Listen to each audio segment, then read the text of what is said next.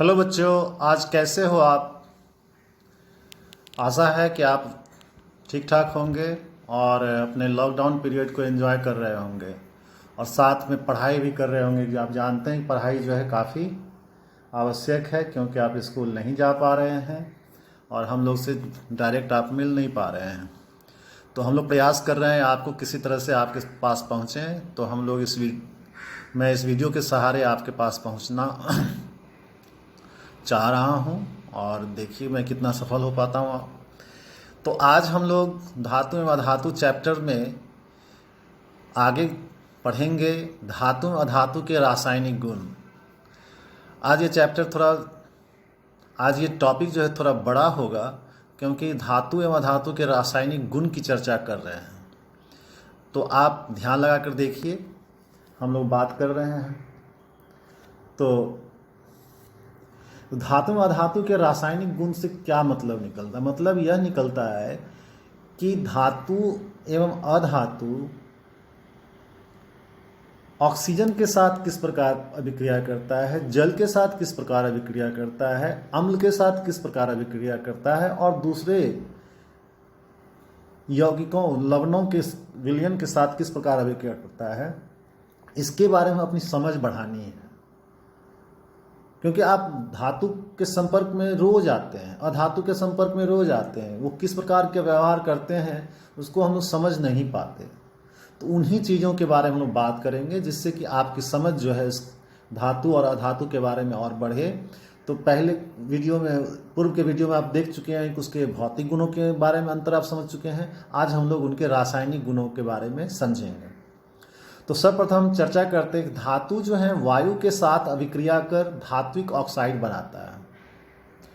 वायु से हमारा मतलब यहाँ ऑक्सीजन से है। जब भी हम लोग धातु को गर्म करते हैं ओपन में यानी वायु के संपर्क में, तो वह ऑक्सीजन के साथ अभिक्रिया करता है और जो बनाता है उसको कहते हैं धात्विक ऑक्साइड। धातु का ऑक्साइड यानी धात्विक ऑक्साइड।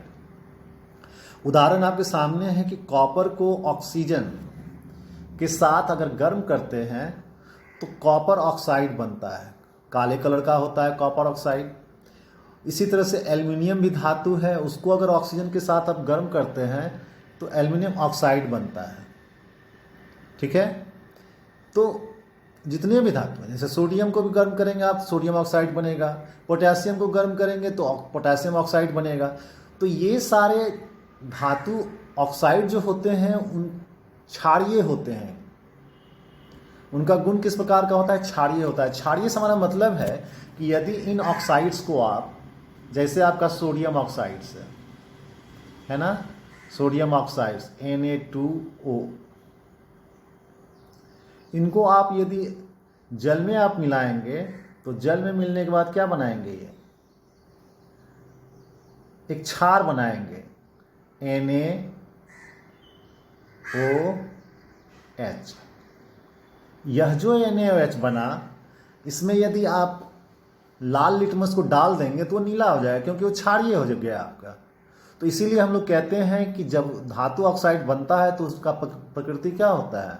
वो क्षारीय होता है, क्योंकि अगर उनको आप जल में मिलाते हैं तो वो एक क्षारक बनाते हैं और क्षारक को आप यदि आप नीला लिटमस डालेंगे तो नीला ही रहेगा और लाल लिटमस डालेंगे तो क्या हो जाएगा? वो नीला हो जाएगा। यहीं पर एक नया टर्म आपके सामने दिख रहा है, उभयधर्मी ऑक्साइड। उभयधर्मी ऑक्साइड है क्या? कुछ धातु ऑक्साइड ऐसे हैं जो अम्ल तथा क्षार दोनों से अभिक्रिया कर लवण एवं जल देते हैं। धातु ऑक्साइड का नेचर तो आपने समझ लिया कि वो क्षारीय है, तो वह अम्ल से अभिक्रिया करेगा, तो इसमें कोई दुविधा नहीं है। लेकिन यदि वो क्षार से भी अभिक्रिया कर रहा है तो ये उनके प्रकृति के विरुद्ध होगा। लेकिन चूंकि क्षार जो होते हैं प्रबल क्षारक होते हैं, वे जल में पूर्णतः घुलनशील होते हैं, जैसे सोडियम हाइड्रोक्साइड। तो जिंक ऑक्साइड और एल्युमिनियम ऑक्साइड, ये दोनों ऐसे ऑक्साइड हैं धातु के जो अम्ल से तो करते ही करते हैं, क्षार से भी अभिक्रिया करते हैं, और दोनों केस में वो लवण और जल देते हैं। जैसे यहाँ देखिए एल्युमिनियम ऑक्साइड HCl से अभिक्रिया करता है तो एल्युमिनियम क्लोराइड बनाता है और जल बनाता है। वहीं पर एल्युमिनियम ऑक्साइड अगर सोडियम हाइड्रोक्साइड यानी क्षार से अभिक्रिया करता है, जो प्रबल क्षार है, तो उसके साथ मिलकर क्या बनाता है, सोडियम एल्यूमिनेट बनाता है और जल बनाता है। सोडियम एल्यूमिनेट भी क्या है, आपका लवण है। तो लवण तो बनेगा ही और जल बनेगा, ठीक है। तो ये क्वेश्चन आपसे पूछा जाता है, this is an important question. क्या है ये, इंपॉर्टेंट क्वेश्चन है। आपसे पूछेगा कि उभयधर्मी ऑक्साइड किसको कहते हैं, तो आप कहेंगे कुछ धातु ऑक्साइड इस प्रकार के होते हैं जो अम्ल तथा क्षार दोनों से अभिक्रिया कर लवण एवं जल देते हैं। ऐसे ऑक्साइड उभयधर्मी ऑक्साइड कहलाते हैं, जैसे जिंक ऑक्साइड, एल्यूमिनियम ऑक्साइड, इसी तरह का लेड ऑक्साइड भी है। तो आपको दो उदाहरण वो पूछते हैं और आपके सामने वो दोनों उदाहरण है, और एल्यूमिनियम ऑक्साइड का मैंने दोनों रिएक्शन भी लिख दिया है, ठीक है। अब चलते हैं दूसरे स्लाइड पर। दूसरे, अधातु किस प्रकार वायु के साथ अभिक्रिया करते हैं। प्रश्न उठता है कि धातु ने अगर ये किया, ऑक्सीजन के साथ रिएक्ट किया, तो बनाता है धात्विक ऑक्साइड जो कि क्षारीय है प्रकृति में। अधातु की क्या स्थिति है, तो अधातु जो है वायु के साथ अभिक्रिया कर दो तरह के अधात्विक ऑक्साइड देते हैं, एक तो उदासीन और दूसरा अम्लीय। उदासीन और अम्लीय। उदासीन का उदाहरण आपके सामने है नाइट्रिक ऑक्साइड यानी NO, नाइट्रस ऑक्साइड यानी N2O और CO यानी कार्बन मोनोऑक्साइड। ये जो है उदासीन अधात्विक ऑक्साइड है। इसका अर्थ क्या हुआ, यदि आप इनका जलीय विलयन बना लेते हैं और उसमें अगर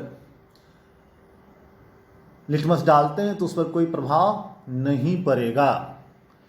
अम्लीय अधात्विक ऑक्साइड क्या है भाई, तो ऐसे अधात्विक ऑक्साइड जो अधातु के साथ ऑक्साइड बना रहे हैं और जो अम्लीय प्रकृति का है, यानी जैसे sulphur dioxide, sulphur trioxide, NO2, carbon dioxide, इन सब को यदि आप जल में मिलाते हैं तो वह अम्लीय प्रकृति का होगा। जैसे आप SO2 को मिलाते हैं, तो SO2 को मिलाएंगे तो क्या होगा, SO2 यानी H2O प्लस SO2, यह आपको जो है H2SO3 एक अम्ल बनाया जिसको कहते हैं सल्फ्यूरस अम्ल।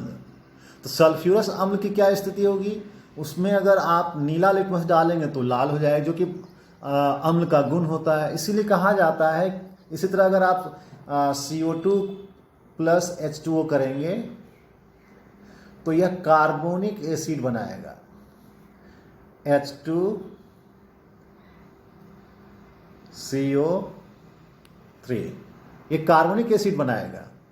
इसी तरह से SO3 अगर करेंगे तो यह आपको बनाएगा सल्फ्यूरिक एसिड, यानी ये अम्ल बनाएगा। तो अम्लीय प्रकृति का है तभी तो बना रहा है ना। तो यानी अधातु की अभिक्रिया जब वायु के साथ यानी ऑक्सीजन के साथ होगी तो दो तरह के ऑक्साइड बनेंगे, एक बनेगा उदासीन, दूसरा बनेगा अम्लीय। उदासीन का आपसे एग्जाम्पल पूछता है और अम्लीय ऑक्साइड का भी एग्जाम्पल पूछता है, तो इसको ध्यान में आप रखेंगे। अब आते हैं दूसरे स्लाइड की ओर। धातु की अभिक्रिया जल के साथ, यानी हम अब दूसरे गुण पे पहुंच गए कि धातु जो है जल के साथ अभिक्रिया करते हैं तो होता क्या है। तो धातु जो है वे जब जल के साथ अभिक्रिया करते हैं तो धातु ऑक्साइड या धातु हाइड्रोक्साइड बनता है और हाइड्रोजन गैस का निर्माण होता है। धातु जल के साथ अभिक्रिया करते हैं, जल, तो वहीं पर बात आती है कि सारे धातु क्या एक ही प्रकार से अभिक्रिया करते हैं जल के साथ, नहीं, विभिन्न भिन्न कंडीशंस में करते हैं। जैसे जो सक्रिय धातु हैं, जैसे पोटेशियम है, सोडियम है, कैल्शियम है, जो सक्रियता श्रेणी में ऊपर में है, वे जो हैं जल से ठंडी अवस्था में भी अभिक्रिया कर लेते हैं। और ठंडी अवस्था में अभिक्रिया जब करते हैं तो काफ़ी तेजी से करते हैं और क्या बनाते हैं, धातु के हाइड्रोक्साइड बनाते हैं और हाइड्रोजन गैस देते हैं। पोटेशियम और सोडियम इतनी तेज़ी से रिएक्ट करते हैं, सोडियम को यदि आप जल में डाल देते हैं, ठंडे जल में भी, तो इतनी तेज़ी से रिएक्ट करते हैं और उसको कंट्रोल करना मुश्किल होता है, और रिएक्शन करने के बाद क्या निकलता है, हाइड्रोजन गैस। और ये ऊष्माक्षेपीय अभिक्रिया है, ऊष्मा भी तेजी से निकलता है। नतीजा यह होता है कि हाइड्रोजन जो गैस जो बनता है वो आग पकड़ लेता है। इसीलिए जब भी आप सोडियम को रखते हैं तो उसको केरोसिन ऑयल में डुबा के रखते हैं। हो सकता है कि हवा के नमी से भी वह रिएक्ट कर जाए, इसीलिए उसको केरोसिन ऑयल यानी किरासन तेल में डुबा के रखते हैं, जिससे कि वो हवा एवं नमी से बचा रहे। इतना अधिक सक्रिय धातु है यह। तो एक क्वेश्चन आपसे पूछता है कि भाई सोडियम धातु को आप क्यों नमी से बचा के रखते हैं, यानी केरोसिन तेल के अंदर डुबा के रखते हैं। तो आप आंसर देंगे कि चूंकि सोडियम धातु बहुत ही सक्रिय धातु है, यह जल के साथ अभिक्रिया कर हाइड्रोजन गैस का निर्माण करता है, और इस प्रक्रिया में बहुत अधिक ऊष्मा उत्पन्न होता है। उस ऊष्मा के कारण हाइड्रोजन गैस जो है वह जलने लगता है। इसीलिए सोडियम धातु को केरोसिन तेल के अंदर डुबा के रखा जाता है। तो ये तो क्वेश्चन हो गया। तो सक्रिय धातु के साथ जल जो है ठंडी अवस्था में भी रिएक्ट कर लेता है। जैसे हो गया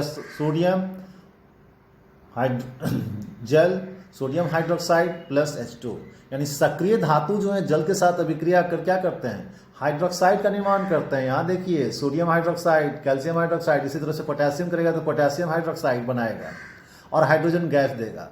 लेकिन वहीं पर सक्रियता श्रेणी के मध्य में स्थित, जैसे आपका एल्यूमिनियम है, जिंक है, Fe है, ये जो है आपको गर्म जल के साथ या भाप के साथ अभिक्रिया करेंगे और ऑक्साइड बनाएंगे। क्या बनाएंगे, ऑक्साइड। जैसे यहाँ पर देखिए एल्यूमिनियम जल के साथ अभिक्रिया कर क्या बना रहा है, एल्यूमिनियम ऑक्साइड बना रहा है और हाइड्रोजन गैस दे रहा है।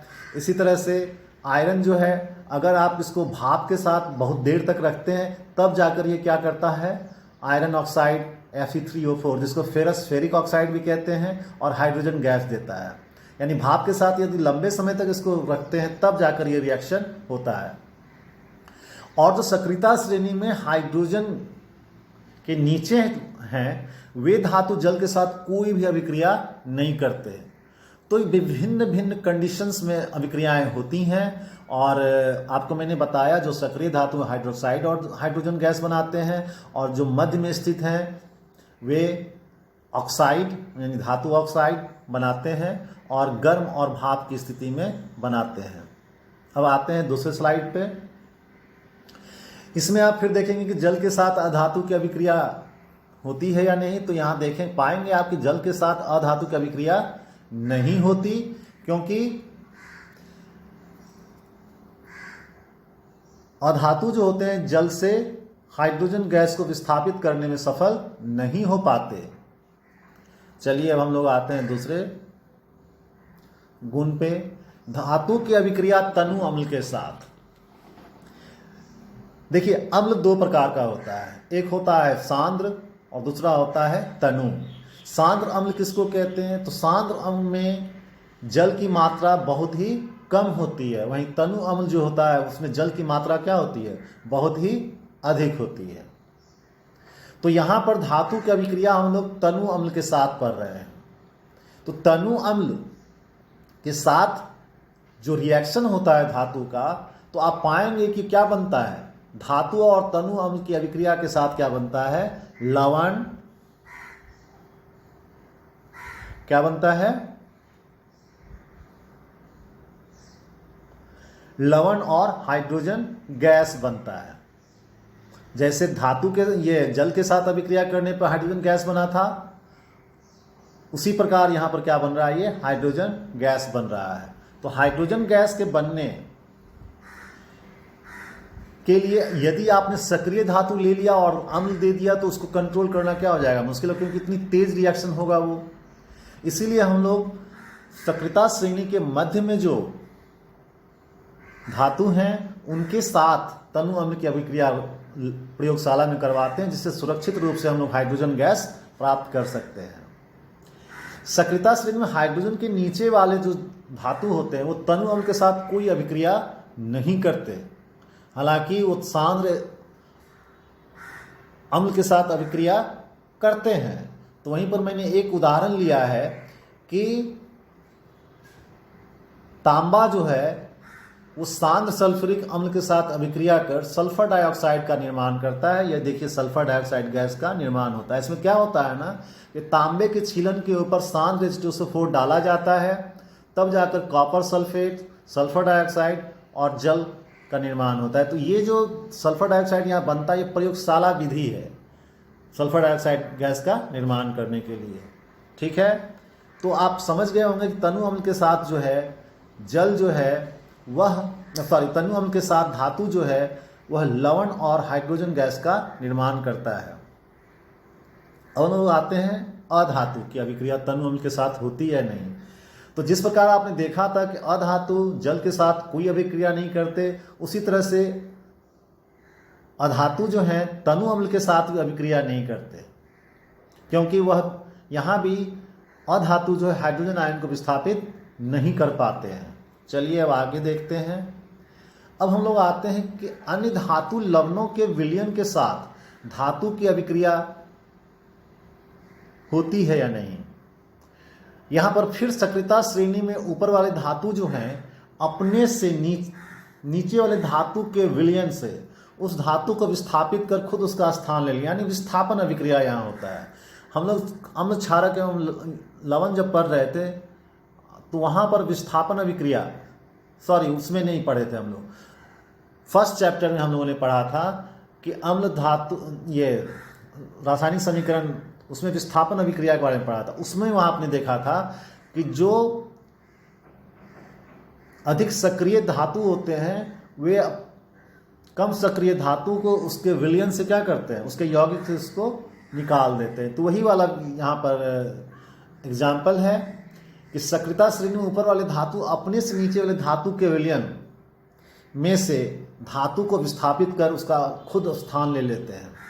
एग्जाम्पल जो जनरल स्कीम यहाँ पर दिखाए, धातु ए जो प्रबल है यानी सक्रियता श्रेणी में ऊपर है, धातु बी के विलयन के साथ अभिक्रिया करता है तो धातु ए का विलयन बन जाता है और धातु बी को क्या करता है, वो डिस्प्लेस कर देता है, यानी उसको निकाल देता है। Copper sulphate plus FeSO4 plus Cu। यहां पर आप देख रहे होंगे कॉपर सल्फेट का नीला विलयन है। इसमें धागे के सहारे कांटी को लटकाया गया जो लोहे का है। रिएक्शन होता है, विस्थापन की अभिक्रिया होती है। तांबे का तार, आयरन सल्फेट का विलयन, आयरन सल्फेट का विलयन जो बनता है वो थोड़ा हरे कलर का होता है। यहाँ थोड़ा सा आपको पीलापन दिख रहा होगा, लेकिन वो क्या होता है, हरे कलर का होता है। तो ये विस्थापन अभिक्रिया है।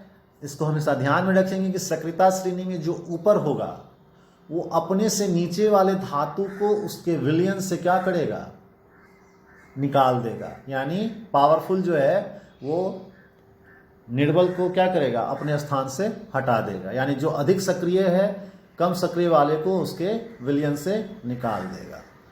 चलिए अब आते हैं हम लोग सक्रियता श्रेणी, क्योंकि उसकी चर्चा बार बार हो रही थी। अब हम लोग पहुंच गए सक्रियता श्रेणी के बारे में जानेंगे कि आखिर सक्रियता श्रेणी है क्या। तो सक्रियता यानी रिएक्टिविटी के आधार पर धातुओं को एक अवरोही क्रम में ऊपर से लेकर नीचे सजाया गया है, और ये जो अवरोही क्रम ये सजाया हुआ जो सूची है यही सक्रियता श्रेणी कहलाता है, जिसमें आप पाएंगे जो सबसे अधिक अभिक्रियाशील है वो ऊपर में है और जो सबसे कम अभिक्रियाशील है वह नीचे में है। इस सक्रियता श्रेणी में आप पाएंगे कि पोटेशियम सबसे ऊपर में है, उसके बाद सोडियम है, कैल्शियम है, मैग्नीशियम है, देन एल्यूमिनियम है, जिंक है, Fe है, Pb है, लेड, और बीच में हाइड्रोजन है। हाइड्रोजन के नीचे जो भी है कॉपर है, मरकरी है यानी पारा है, Ag यानी सिल्वर है, Au यानी गोल्ड है, प्लैटिनम है। प्लैटिनम जो है सबसे नीचे दिखेगा आपको। तो ये जो सक्रियता श्रेणी है इसको अगर आप याद रखते हैं तो आप आसानी से बता पाएंगे कि कौन सा धातु किसके विलयन से उस धातु को निकाल पाएगा। जो ऊपर होगा नीचे वाले को क्या करेगा, उसके विलयन से निकाल पाएगा। जैसे पोटेशियम है तो सोडियम के विलयन से उसको निकाल देगा सोडियम को और खुद उसका स्थान ले लेगा। तो ये जो पावरफुल है यानी जो अधिक सक्रिय है वो कम सक्रिय वाली धातु को उसके यौगिक से निकाल देगा। अब आते हैं हम लोग एक और अधातु के अभिक्रिया लवण विलयन के साथ। अधातु लवण विलयन के साथ कोई अभिक्रिया नहीं करते हैं, केवल अधिक अभिक्रियाशील अधातु जो है वो कम अभिक्रियाशील अधातु को उसके विलयन से विस्थापित कर देते हैं। वही बात हो गई, पावरफुल जो है कम पावरफुल को उसके यौगिक से क्या करते हैं, निकाल देते हैं। अधातु हैलोजन के साथ अभिक्रिया कर सहसंयोजी बंधन वाले यौगिक का क्या करते हैं, निर्माण करते हैं। जैसे H2 + Cl2 क्या बनाता है, 2HCl बनाता है।